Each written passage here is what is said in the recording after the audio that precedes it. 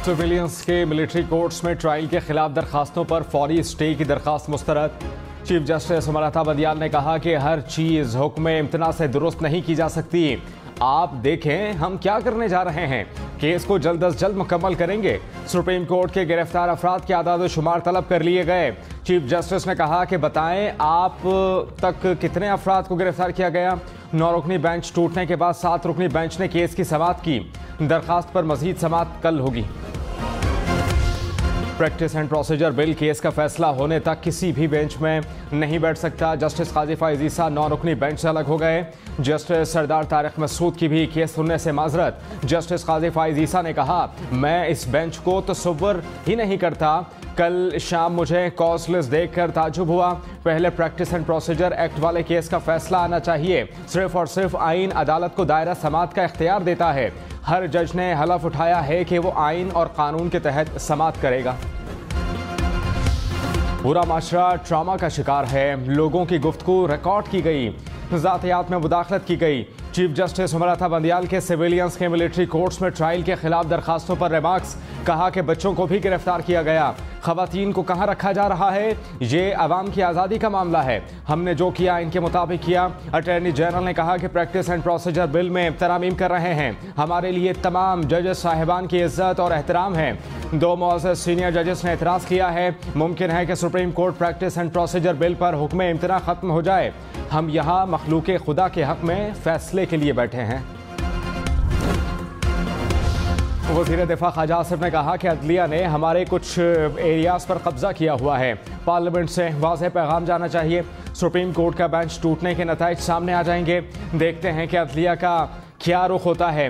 मसला उठाने वाले लोगों के सियासी मकासद हैं, वो सिर्फ तवज्जो हासिल करना चाहते हैं। होगा आप उन लोगों के जुर्म की नौयत तो देखें। पहले कभी इस किस्म के जराइम नहीं हुए। चेयरमैन PTI ने रियासत पर हमले की तरगीब दी। एतजाज अहसन ने कहा कि बेंच से 2 जजेस उठकर चले गए। हमने मिन्नत की कि आप केस सुने।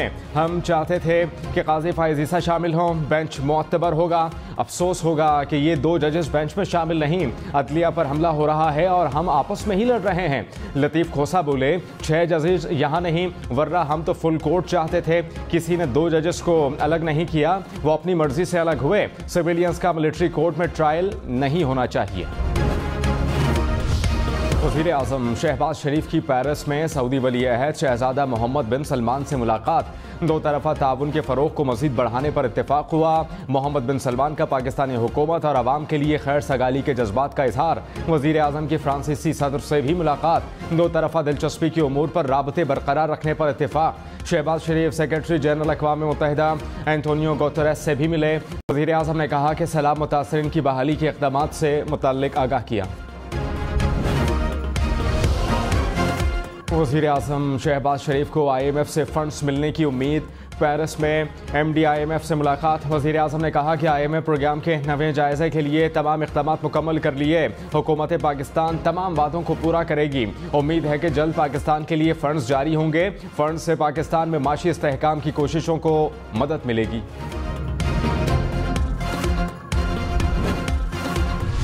8 रोज़ बाद भी यूनान कश्ती हादसे में लापता अफराद से मुताल्लिक कोई खबर न आई। तर्जुमान दफ्तर खारजा ने कहा कि यूनान कश्ती हादसे में जाबाहक होने वाले पाकिस्तानियों की असल तादाद अभी तक मालूम नहीं। मरने वाले अफराद के ख़ानदानों के DNA ले लिए गए। हादसे में बच जाने वालों की हर मुमकिन मदद कर रहे हैं।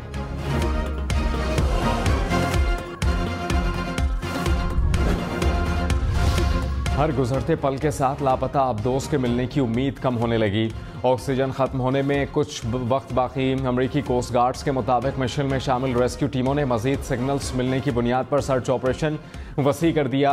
अमरीका, कनाडा, फ्रांस की टीमें जदीद आलात की मदद से 19,000 फीट गहराई तक आबदोस की तलाश में मसरूफ़। पाकिस्तानी अरबपति शहजादा दाऊद और उनके बेटे सलमान दाऊद भी आबदोस में मौजूद। खदशा है कि लापता आबदोस तकनीकी खराबी की वजह से सतह समुंदर पर चली गई। माहिरीन ने कहा कि समुंदर की गहराई में पानी का दबाव 400 गुना ज़्यादा होता है। समुंदरी तह में आबदोस को रेस्क्यू करना तकरीबन नामुमकिन होगा। अमरीकी प्रोफेसर के मुताबिक 200 मीटर से ज़ायद गहराई में रेस्क्यू मशीनों का जाना मुमकिन नहीं। जंग की आबदोज़ों को रेस्क्यू करने वाली मशीनें भी टाइटैनिक की गहराई तक नहीं पहुंच सकती। साबिक वफाकी वजीर गुलाम सरवर का तहरीक इंसाफ से अलहदगी का ऐलान। कहा कि इदारों से महाज आराई और पाकिस्तानियत पर हमले की मजम्मत करता हूँ। पार्टी के हर फोरम पर महाज आराई की पॉलिसी से इख्तलाफ किया। इदारों के साथ लड़ाई नहीं करनी चाहिए। जो कुछ हुआ बहुत बुरा हुआ। इस बिना पर तहरीक इंसाफ से अलहदगी इख्तियार कर रहा हूँ।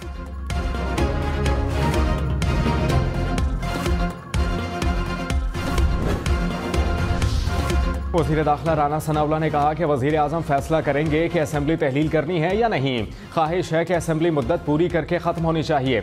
इंतखाबात साफ और शफाफ होंगे। 9 मई के जत्थे के इलेक्शन के नताइज मानने या ना मानने से कोई फ़र्क नहीं पड़ता। तहरीक इंसाफ ने मुल्क में तबाही की और नफरत फैलाई। शाह महमूद कुरैशी ने कहा वक्त साबित करेगा कौन PTI के साथ है और कौन नहीं। परवेज खटक शो कॉज नोटिस का जवाब देंगे तो ही पता चलेगा। PTI चेयरमैन के साथ हूँ या नहीं इस सवाल की अहमियत नहीं। शाह महमूद कुरैशी और असद उमर की कल तक राहदारी जमानत मंजूर। पेशावर हाई कोर्ट के मुतालिका अदालत में पेश होने की हिदायत। पुलिस को गिरफ्तार ना करने का हुक्म।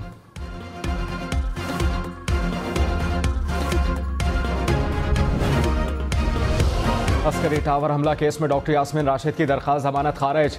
लाहौर की इंसदाद दहशतगर्दी अदालत ने मुलज़िमान की जमानतों पर महफूज फैसला सुना दिया। एजाज चौधरी, खदीजा शाह और फहमीदा बेगम समेत दीगर की जमानतें भी खारिज। गर्मी और हब्स, सूरज का पारा आज भी हाई। मुल्क भर में गर्मी की शदीद लहर। 24 जून तक मुल्क के ज़्यादातर इलाकों में दर्जा हरारत में इजाफे की पेशगोई। दर्जा हरारत 4 से 6 डिग्री सेंटीग्रेड मामूल से ज़्यादा रहेगा। महकमा मौसमियात के मुताबिक बलूचिस्तान, पंजाब और खैबर पख्तूनख्वा